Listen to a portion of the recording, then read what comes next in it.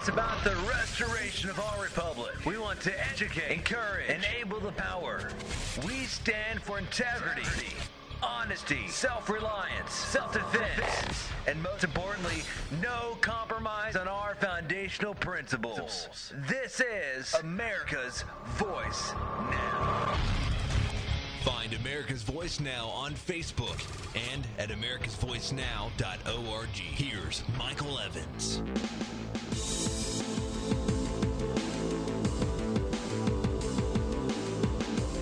Good morning, America. You're listening to America's Voice Now.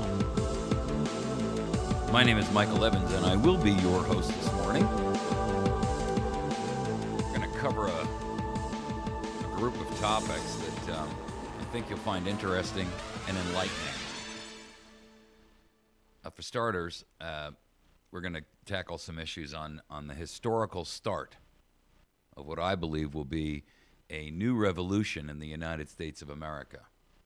Peaceful, but a revolution nonetheless. Perhaps not peaceful. We'll see as time goes on. But I believe that the Bundy Ranch is going to go down historically. And remember now that history is always rewritten by the victor, right? So it depends largely on the outcome here.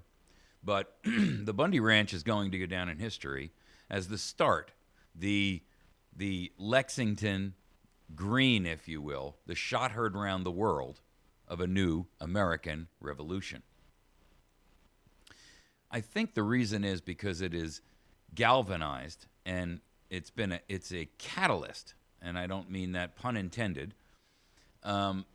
It's a catalyst for the concerns of a vast number of Americans. A vast number of Americans who feel that we have reached the point of no return if we do not take immediate action to restore a semblance of republic to our country. And we're going to talk about that in our second segment because Princeton and Northwestern University, these are no community colleges of liberal academia. These are universities that have a massive influence and significant research capabilities. And they have made the following declaration. The United States is now an oligarchy and resembles not a republic, not even a democracy, but an oligarchy. Ladies and gentlemen, I'm not quite even sure how this study came to be done at Princeton and Northwestern because it is not the type of release that we would ordinarily see from this kind of an organization or these kinds of organizations. But nonetheless, their documentation and supporting information is empirical, and I got to tell you, when liberal universities, the bastions of the liberal stronghold in academia, are telling us that our nation has become an oligarchy and is no longer a republic, we must take a serious look at the evidence. Our third segment, the IRS has signed on, along with a long list of other curse word agencies. I say that curse word because they're three-letter agencies. And ordinarily, we always hear the joke about, don't use four-letter words. Well, I got to tell you, I'm far more offended by the three-letter curse words of the agencies of the federal government than I am by any curse word that you could spell or use or prohibit being used on air. I got to tell you, folks, you should be too. The words that are and the acronyms that are used to define federal agencies should have Americans outraged. Outraged because they exist without authority. They exist without constitutional excuse for survival. The IRS is going to track your vehicle. And to make matters worse, they audit only 1% of the biggest partnerships that for all intents and purposes, are exactly what Princeton and Northwestern University are stating are the endangerment of our republic. Yet, when it came time for some 501c4, that's not even a tax-exempt organization, folks. When it came time for those organizations to be approved by the IRS, this administration used the IRS as a weapon against the American people to keep you in the dark, willfully, intentionally, purposefully. Our fourth segment is inflation is really 11%. Despite what the government tells you, they're using Common Core math by way of explanation.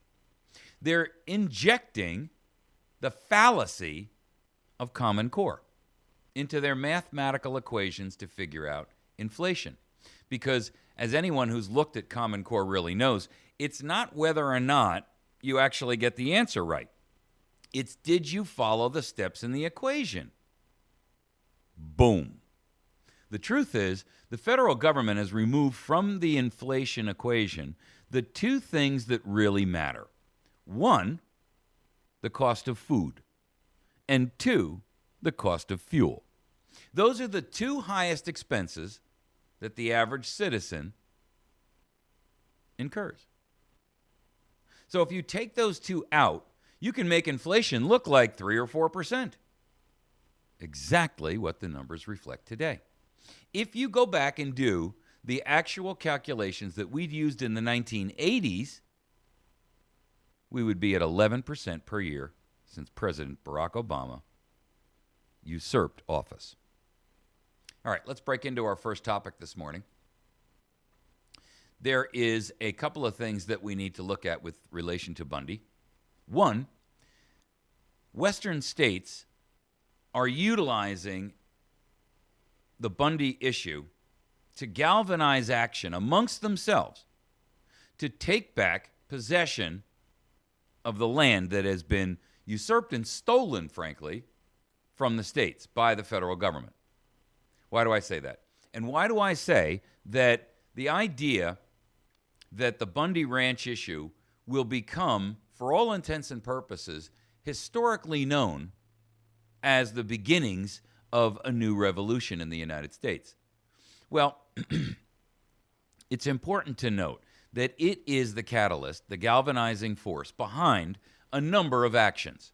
Number one, many of the states that are, for all intents and purposes, wholly owned subsidiaries of the federal government are seriously, and make no mistake, by the way, and I don't mean to imply that they haven't been looking at this before. The movement's been underway before. But it just got a shot on the arm of adrenaline that it had never had before. And that is where the critical issue comes into play. There is an article which I posted up on our Facebook and on our website from the Christian Science Monitor. And they detail the fact that the states are seriously looking at the retaking of federal land, not just from Nevada, but the western states, and Nevada is the worst, by the way. 84% of the state is owned by the federal government. I mean, that, ladies and gentlemen, that is insane. If you take away what is owned by government, by the federal government and the state government, there's very little left for people to own, or the counties themselves. And what we're looking at now is a move that is afoot to restore state ownership of property. Now, I got to tell you, and many of you probably didn't even know this, but in the last election, if you recall, Arizona, one of the states that is predominantly the owner of the Grand Canyon, attempted to take the Grand Canyon back from federal ownership. And they put it up for a state referendum, and they lost, believe it or not. The fools in the state determined that, yes, we should leave that in the hands of the federal government. Now, we have to recognize that if you look at what these coalitions of states are using as their incentive and their motivation to take property back from the federal government, they're looking at it in a couple of different ways. First and foremost, it's a function of who is a better husband of the land than the state. Certainly not the federal government. In fact, when you look at federal government and their management of property, they are considerably behind the states in terms of the level of improvements and the level of maintenance that they do. Ergo, you have these massive wildfires that burn through huge chunks of the states. One of the reasons is, and this isn't me saying this, these are the states themselves saying this, is that the federal government is so lax in their maintenance of these vast areas of uninhabited land that, quite frankly, wildfires that begin there have all of the fuel necessary because the federal government doesn't do anything about their goal is to leave it untainted, untouched. The states at least maintained it. Now, there's a map that accompanies this article, and it basically states that the Bureau of Land Management, the U.S. Forest Service, national parks, and military bases encompass the following percentages.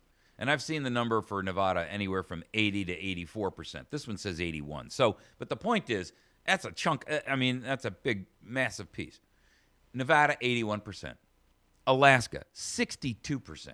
Utah, 67%. Oregon, 53%. Idaho, 62%.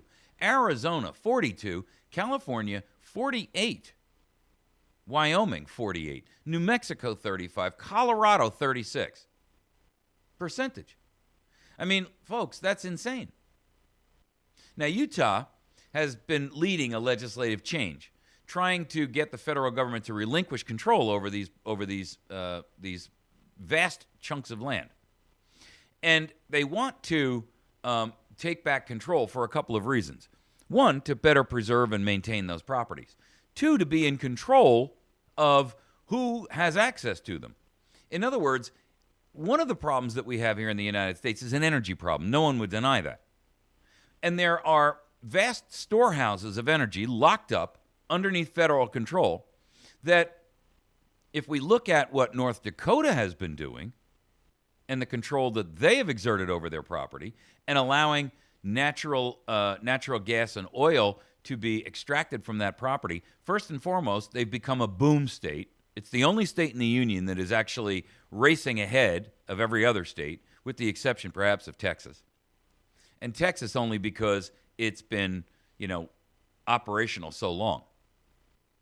But if you look at the vast resources, natural resources, of course, that are locked up in these huge expanses of property, you have to realize that these states look at that and say, that's a windfall for us. If we can tap into that and we can, one, break the logjam of energy dependence upon the Middle East, number one, which is a national security issue. I don't know why the federal government, well, I do know why, but the federal government refuses to break that chain.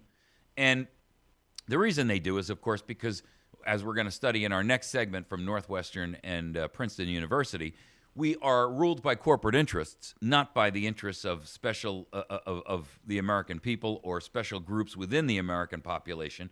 Even when we talk about like groups like the Tea Party or groups like liberal groups, you see, they're not really in control. And if the states had an opportunity to break the logjam of federal control over the natural resources within those properties, then, quite frankly, we would have a boom in energy in this country, number one. Number two, we would eliminate our necessity to rely upon Middle Eastern oil, which would create a national security, well, I don't want to say it would create a national security meltdown, because what it would actually do is place us in a position where we could tell the petrodollar folks in Saudi Arabia and the OPEC organization to go jump in the lake. In addition to that, the states would have better management over those properties. And, one of the arguments the federal government gives is, well, you can't maintain it because you don't have the money. Well, I disagree. Quite frankly, if the states had ownership of those properties that are already within their purview of their state boundaries, then they would have the resources available merely by being able to turn around and say, hey, we're going to cut a lease to company XYZ on this property, and we're going to receive a significant amount of money as a result, and we can apply that money to the maintenance and the preservation of that property. I believe that the states would do a far better job, albeit in a patchwork format, than the federal government does. We've seen what the federal government result is, and it's not good.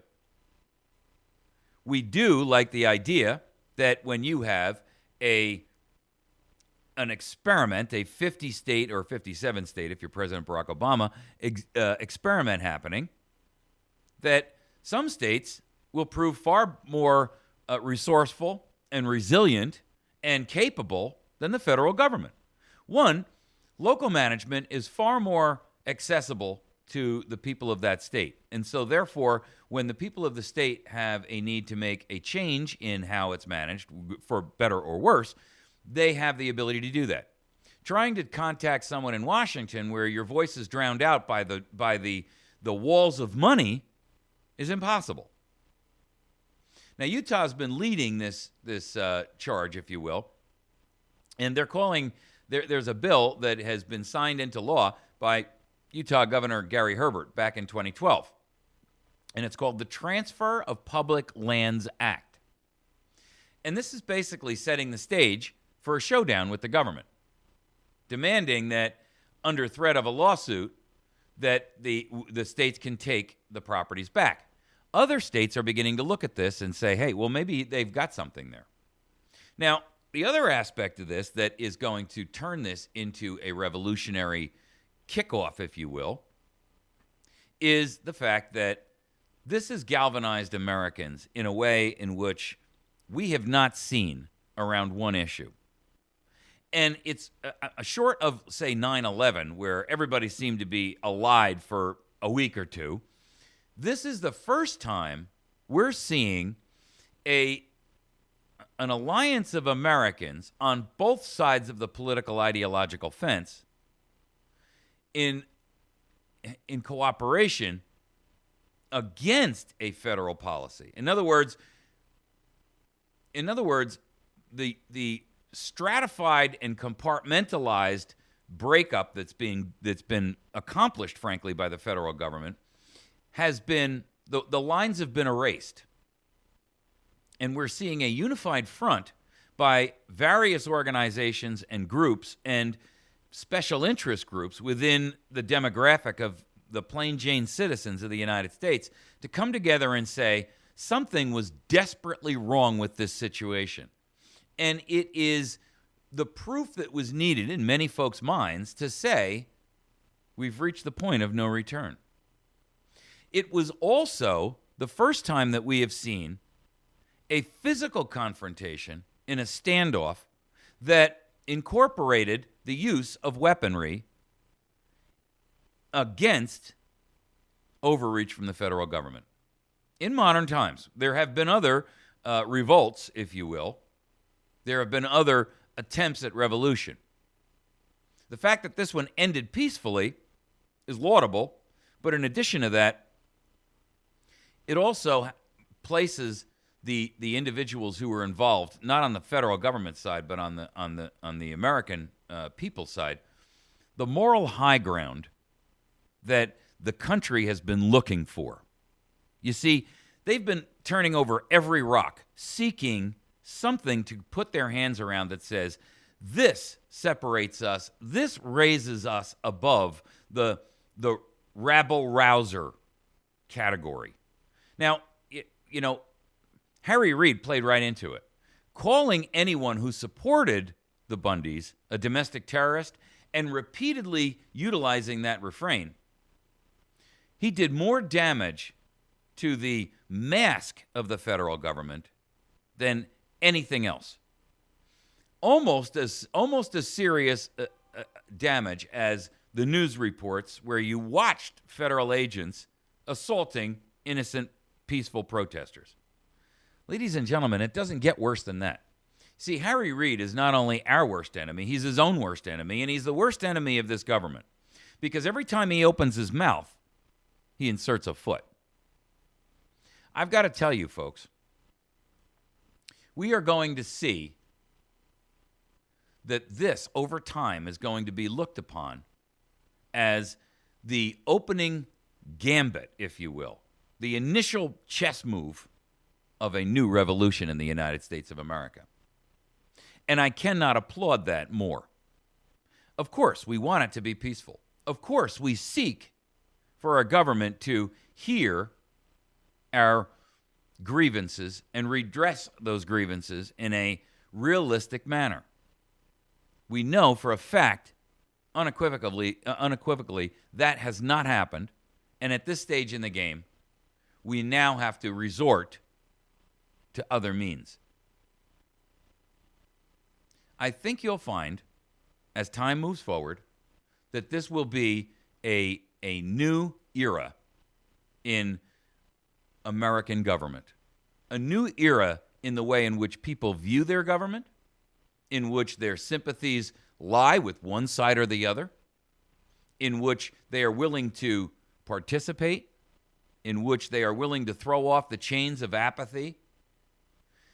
You know, I'm reminded of a study, a poll that was just recently taken that was astounding to me, in which 37% of America now states that they empirically fear the federal government.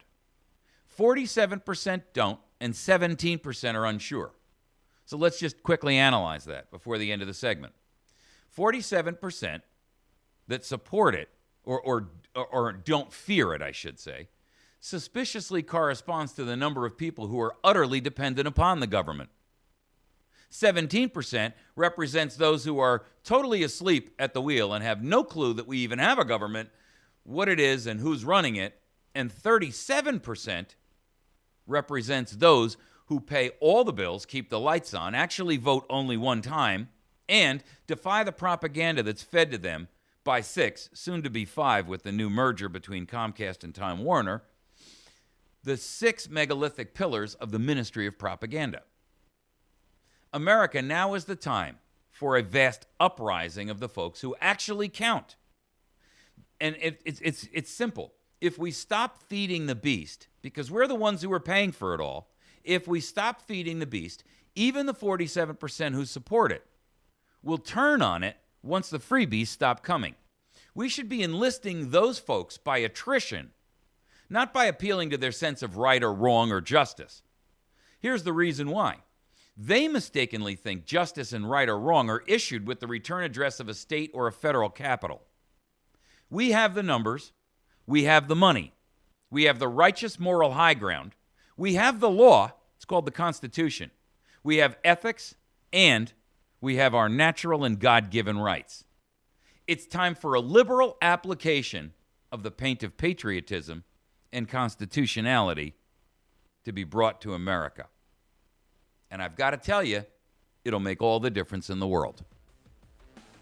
We're going to take a quick break. When we return, we're going to tackle our second topic. Princeton and Northwestern University declare the U.S. is now an oligarchy. Holy smoke!